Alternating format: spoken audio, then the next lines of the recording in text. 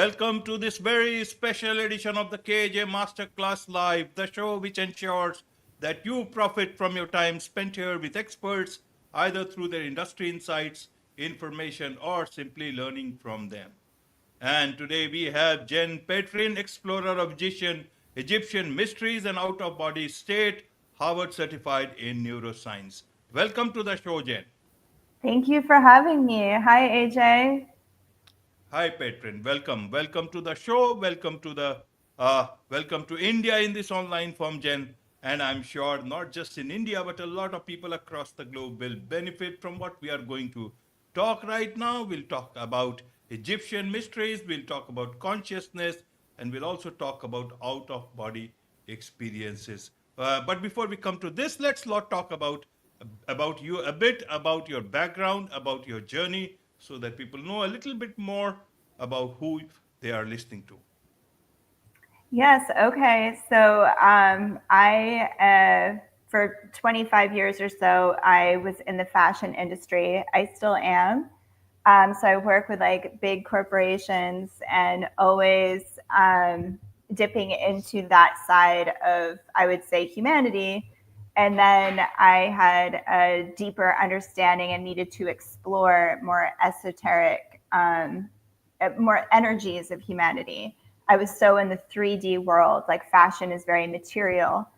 And anyway, so I went into this feeling and I got my certification in neuroscience at Harvard. And then I started to study some different modalities. And then outer body experience was really calling. And I learned from Darius J. Wright, the Monroe Institute. And then I also worked as an open channel for the Institute of Noetic Science in Berkeley. And this is really, I would say, ride the shadow, and the shadow can be maybe like over materialism. And the more I leaned into that, the more I leaned into the unseen. And this is really where I've been finding true joy, true happiness. And I feel like what a lot of people are trying to find through the material world. So I love sharing this because it does seem to be a tool that's beneficial for happiness. Absolutely, absolutely, Jen. So it's a bit, different to see it from a fashion world to, mummies draped in old world of fashion. And, in that sense, we are getting a bit more sense of about the earlier times. How do you see this shift of yours from the world of fashion to the mysteries of Egypt? Yeah, I think, you know what, I will, because we're just talking about like materialism and design. I think, and I'm just freshly back from a tour in Egypt. We were sailing, only last month on the Nile, which is its own magic. Just to be on the Nile every day is beautiful. And so, one of the biggest things that I'm always taking away from Egypt is their architecture, their temples, and the way that they treated the material world and the way that they really were in harmony, obviously, with the sky. There was so much conversation between architecture and the universe. And this is really what I'm missing in modern day world. Like I spend a lot of time in New York, LA, a lot of the bigger cities globally. And, that's the thing that really like gets my heart. I miss seeing megalithic structures that are made just by natural materials, essentially in harmony and communicating with the sky in such a way. And not only the sky, but the sun and the moon. And I was in the temple of Isis and had a really prolific, profound moment, something I've never seen before on this last tour. And it was really how the sun came down so there's the sanctuary with the altar, and there's 3 walls. So you walk in and that's the doorway. And then you're staring at 3 walls that are connected to obviously the ceiling. And at the ceiling, it has a sliver that connects to the sky. And as I was standing there, I was there at the exact time for the sun to enter the room. And the sunlight, just as a shade, went down the walls and was reading the hieroglyphs. and opening the hieroglyphs. And I was by myself because we had a private tour, a private audience with Emil Shaker, our archaeologist, Egyptologist. We're very lucky to be able to do these things. But again, it was just that beautiful harmony with architecture and with nature, and then with the human connection and consciousness, that you get to experience something so magical like that, which I think we're missing in modern day architecture. Absolutely, absolutely, Jen. So, how was the feeling whenever you go there? Do you think those places, all those, uh, Egyptian mysteries and all those places, they speak something? They want to tell us something about them, except that whatever language they have said or written, we are not getting. So, we have to understand it in a much more wider concept. What is it that you want to tell about the mysteries, about the pyramids, about all those places that the world has heard so much, but still there is so much to know about? What is your sense, understanding? You know much more about neuroscience and all. Perhaps you will be able to throw some light on that. It's interesting too, because like even with neuroscience, like why I took these courses, it was to understand the brain. But it's really interesting because really what it showed me is that we still know very little about the functioning of the brain. We understand the material aspects of the brain and a lot of the chemical processes, but we do not understand consciousness still. That's still the mystery. But I would say, so basically to the heart, right? It has its own electromagnetic field, and the heart is connected to the unseen. The heart can tap into something that the mind and the brain really simply cannot. And so I would say in these places, there's so much that you can feel. And when you let your heart guide you, and you really just, I'm all about not judging anything that comes in. So I play the observer. And I really do feel like anytime I am experiencing like out of body or experiencing a vision or a channel or a download, the minute I judge it, the minute it disappears. So if you observe those feelings when you're in these temples, you'll start to understand that there was a great intelligence that was lost. I do believe there's definitely. I mean, you could just see it, and in the hieroglyphics, they're pictograms, they're symbols, and so in that there's still so much that we can see in this language, and there's so much information that is still preserved. Like if you go to the Acropolis, if you go even to Rome and all these other ancient cultures, there's not a lot that is really actually preserved in language. And we were there in the Dhenendra temple, and Emil, he's been going there he's lived there his whole life. He's 75, and he hasn't seen things. Like I found something and I showed him. He's like, I've never seen that goddess. So it's just that much information. And so it's about feeling, it's about accessing the unseen, letting your heart, I believe, guide you, because you have to feel it when you're there. And then you really can get downloads, you can get visions. Like even before I went, I was out of body and was brought to the pyramids. And this was what I thought was interesting about this trip. So I was brought to the pyramids, and I asked to go to the pyramids. And the interesting thing is, the pyramids were covered in like silver, maybe electrum, which is a metal they were using. Maybe it's like part silver, part gold, and they were submerged in crystalline water. And instead of the desert, it was a jungly flora, and botany was all around the pyramids, and it looked like a jungle. So I asked, I was like, is this the pyramids? I got a clear yes. And then, when we were actually there, we were there at the Sphinx, and we were there before sunrise. Again, we were on our own, so we were allowed to go around the Sphinx. We were allowed to look at the door and, kind of explore and feel. And we found a saltwater fossil, we found at the Sphinx's paw and in the bedrock. So it was embedded in the bedrock at the level of the Sphinx's paw. And so there are some biologists, marine biologists, and then some geologists that are looking into it.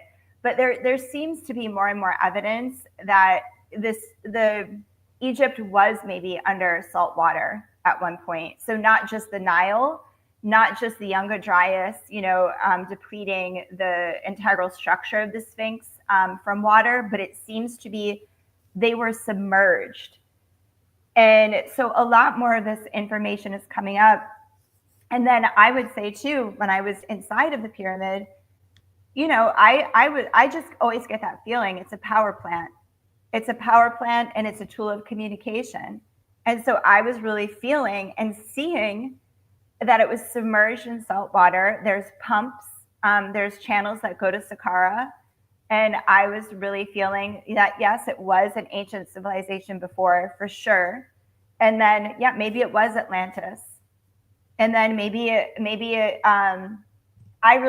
definitely it wasn't for a king or a queen to lay rest in, because there are no hieroglyphs. The sarcophagus is just a box with nothing on it, and no pharaoh, no queen would ever lay to rest there.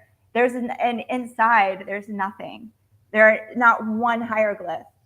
So it definitely wasn't used in a way that a temple is meant to be used. It was used for utility, in my opinion. Absolutely. Very recently, some days back, you were there at the Sphinx. So you're talking about that. You talked about Atlantis. I want to understand it, a bit more about this particular visit of yours. You talked about out of body experience. Help us understand. Means there are so many mysteries in the world, and this is a people. People have their many stories around this.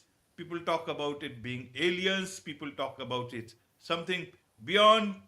What How should we view those things? You talked about the lost history. Is it really lost, or is it that we are unable to read those clues? Maybe they have left some clues for us to, which will get revealed in times to come when we will need it the most.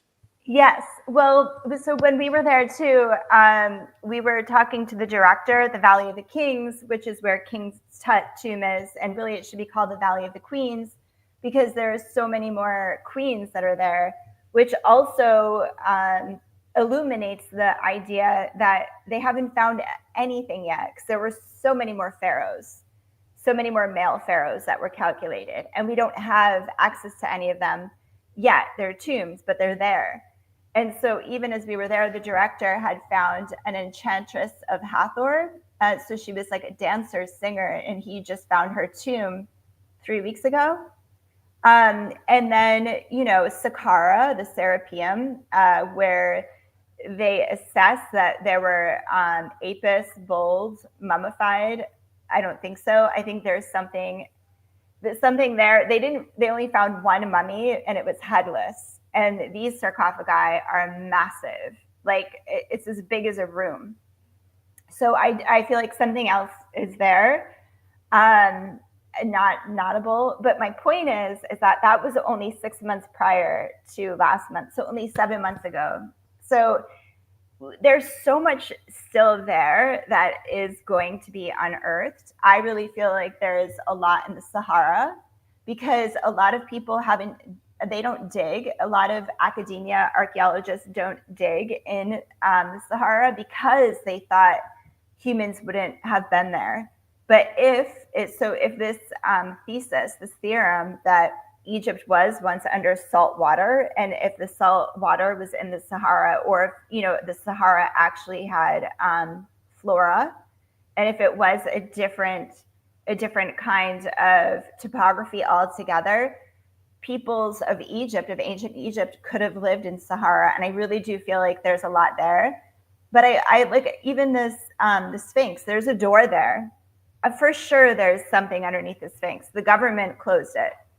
And I really do feel for sure, because if you're looking at the Sphinx, the gaze, there's also unearthed like subterranean rooms in front of the Sphinx that it's open for you to see. Of course, there's something under the Sphinx. There's a door, and they sealed it.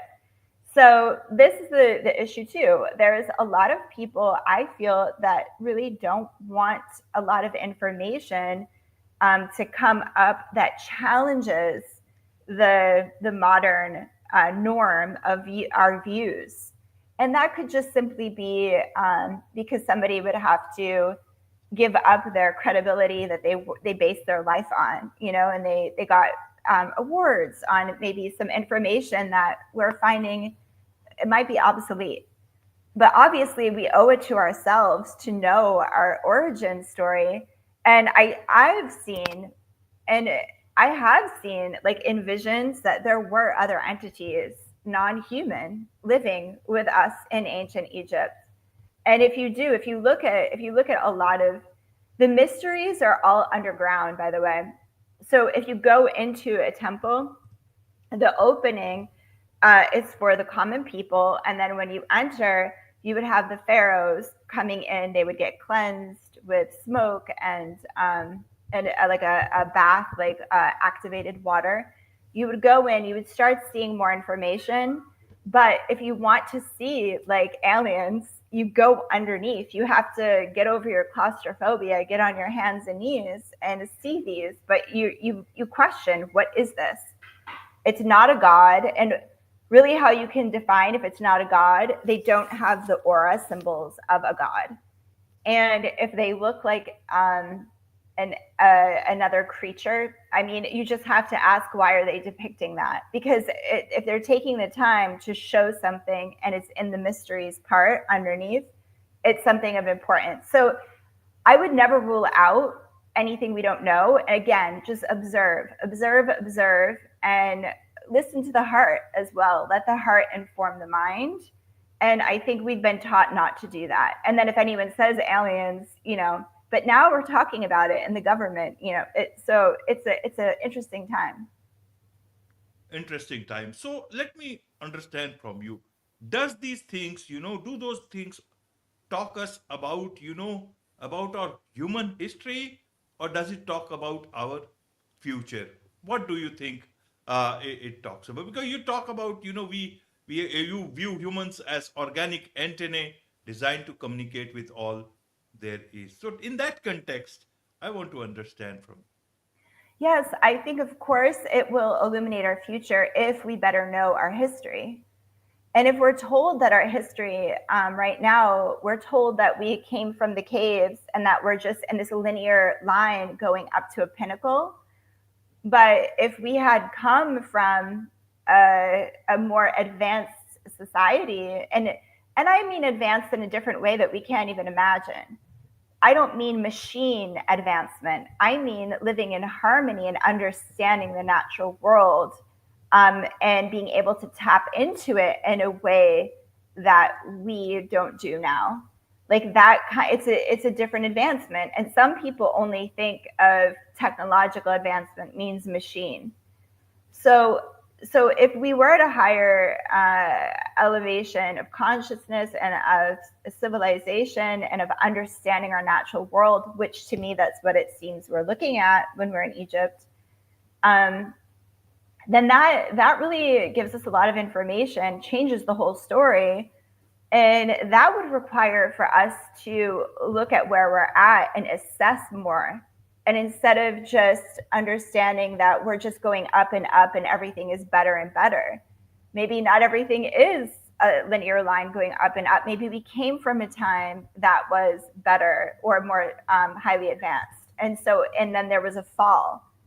And if there was a fall from a highly advanced civilization and we had to rebuild, we should look at some things. We should then reassess where we're going. And that would take a lot of introspection as a species. And I think that would be super beneficial for us. And then to understand too, maybe there's a different way to utilize the universe, meaning I don't think that machine technology is the only way. I think that there are other ways of tapping into the infinite intelligence of the universe that already exists, like electricity, for instance. It is everywhere. It doesn't go inside of the conductor, right? It doesn't go inside the copper wire. It travels on the outside. Electricity, if you just go like this, you're creating it. It's everywhere in the universe. And maybe a lot of people think that perhaps Egyptians were able to utilize that basically off of like Tesla's model of just tapping into it. So like those are all amazing ideas, and I think better ways to live in harmony with the universe. You know, if you don't have to synthesize something, if you just utilize it and literally take it out of the ethos, you know, something like that, where I feel like they were closer to doing things like that than we are. Right, right, Jen. So you talk about, Egyptian mysteries, about our so-called past, about Atlantis, about consciousness, about out of body experience. So who are we? What are we? And where are we going? Are we going to meet towards our actual past, the real past, meet our real people, or is it we are moving towards, not towards good times? I have faith in good times, and I think we are moving towards good times. I'll preface with that. I feel like we are here by choice, and I feel like this realm, we come here to experience that of which we are not. And so if you really pop out on the other side, right? And out of body is different than astral projection or lucid dreaming. You see your body. You see your body and you know that you're not your body, and then you command your space. And that alone, this is why I love teaching that and talking about it, because that alone, once the soul knows that, somebody can tell you that, but if you do it for yourself and you know that, you just know you're an eternal being, and you know home is somewhere else. And that makes us that can unlock a soul, and then you start understanding and knowing that we are much more than this physical human experience. And then you can ride this experience, you can utilize this experience, and there's a lot more joy, there's a lot more connection, and knowing that we are probably a lot more I believe everything is God.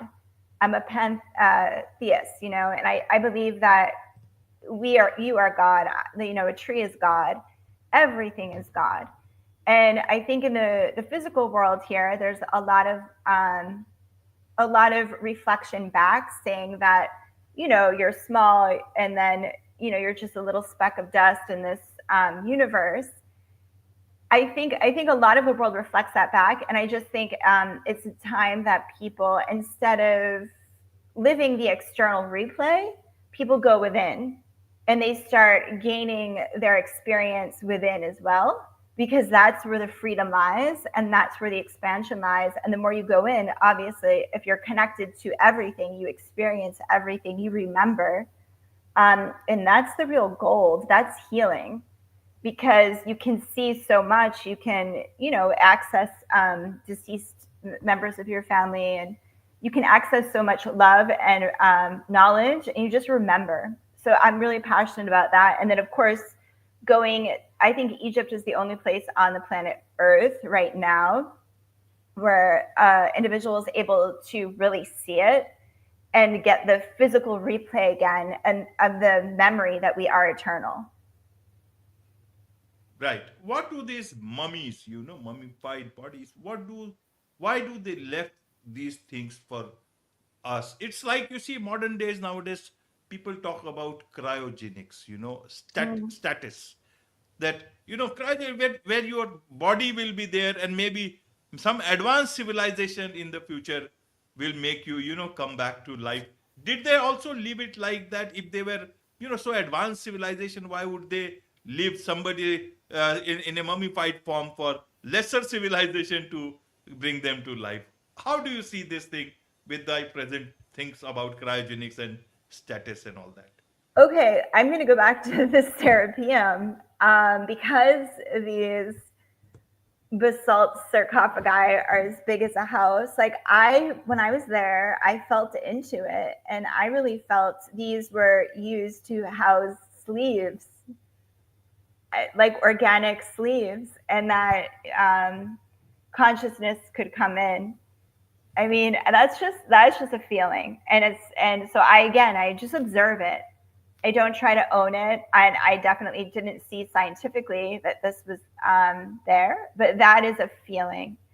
And again, I feel like if we don't explore the unseen, if we don't explore what the heart is telling us, we're not utilizing everything. And as scientists, you should ask questions, you should explore. So I'm okay with saying things like this. And, if some people, it really might trigger them to hear that and shut off right away and say, okay, I'm not going to trust the science part. But I think it's important for us to talk about our feelings. And that's what I felt. But the other thing is the Egyptians understood that there was home. There were, the underworld was, just the non-human experience was very much a part of their culture. And they divided the body, or divided the human into 7 parts. You have your ka, your ba, your body, your spirit, your personality. So many things that they wouldn't have known if they weren't going out of body. So I believe they were traveling out of body. I believe that they did this frequently and regularly. I believe they were able to access things in this realm that we forgot to access and that we're starting to remember. And I believe, though, that their body was preserved. Like when it was mummified, I believe it was just simply preserved so that they could access the form on the other side. I don't think they were hopping into it on this side. I believe what the Serapeum, what I'm saying with a sleeve, I believe that's different. Absolutely. There is much to learn about all these things from you. So you want to bring a lot of people to Egypt and see things for themselves. I mean, I believe, like, even with the out of body too, it's so important that somebody does it themselves, because once you do something yourself, you're uncontrollable. You have to have the experience, and then so much opens up. Like you start, I mean, that's just like the tip of the iceberg. And then if you are in these places, there is a lot of energy there, and so that can also help move energies around, allow people to remember. And when you're seeing, you're seeing on so many different levels when you're there physically. So it is something that it's a special place. It really is. Mm-hmm. Right. And all those people of the past, of these brilliant people, intelligent people, where are they? Do you think they came from beyond Andromeda, or they are just around us, except they are in a different form watching us? Yeah, I mean, I'm open to it all. I think that they're here. I think that they are on the planet, and I think that they're in their star systems as well. It's interesting too, because the Great Pyramid, there's 4 vents, and then 2 have been opened up to access the outside of the pyramid. And then one is going to Sirius, one constellation is going to Draco, and Orion Belt is over it. So, a lot of people discuss that. Why is the math in the pyramid is so advanced? And it really is. It's a communication with the planet and the universe. Because, the structure of the pyramid, if you break it down in the numbers, it's the exact circumference of the Earth. And then each side is concave. So it's creating a torque, like energy on the inside. It's not flat. So each wall is a little bit concave. And so again, it seems to me like it's a great energy center, and it's communicating. And yes, maybe, I mean, for sure, they understood the aerial view. They understood too, like the pyramid is on the exact circumference of the Earth at 30 degrees, which is a very energetic point for the Earth. So they had to have understood an aerial view. There was something with the stars. And again, if you go inside and you see some of these symbols, a lot of this feeling comes up, and it's otherworldly. It's so connected to the galactic. It's so connected to the stars. So you start to get activated in that way, and you think, why not? Absolutely. Why not? There Mm. is much to learn about all these things from you, Jen, and I'm sure a lot of people would want to learn more from you, about you, and want to be, connect with you. What's the best way for them to do so? Yeah, at mana.net. And there's tours that you can, see the itinerary. We're doing 2 sailing tours, and then I'm adding, I think, a private tour just to the Sphinx and the pyramids and the Serapeum and Saqqara, with some other interesting facets. And that would be like a smaller, shorter, condensed tour, but just to get people in that field. And then, of course, all the information is there. But yeah, at mana.net, ATMANA. Okay, okay. And if I understand, when you call it is Atmana, actually it means Atma in Hindi. Is that, So, am I right? yeah, yeah. Okay. And if it's the same thing, I wonder why haven't you visited India then? If Uh, that is, Atma is soul, but we yeah. understand it in a much more deeper way. I would love to. Yeah. So India is definitely on my list. As I turn, I have, when I'm 50, which isn't so far away, I do want to do like a year traveling, and I wanted to do like Asia, and I wanted to do Bhutan, and I wanted to do India, and obviously Cambodia. Like, so I basically would like to take a whole year. I feel like you need a year just in Asia to do these things. So that's on my list. Absolutely. Mm-hmm. Absolutely. India will call you when the time will be right. And Mm. you will come to know more about Atma, you will come to know more about God, you will come to know about millions of gods, and we'll Mm. also come to know that there is only one God. Mm. Yeah. Mm-hmm. Wonderful, wonderful. With this, it's a wrap on this very special edition of the KJ Masterclass Live. Thank you so much indeed for joining us. Thank you for having me.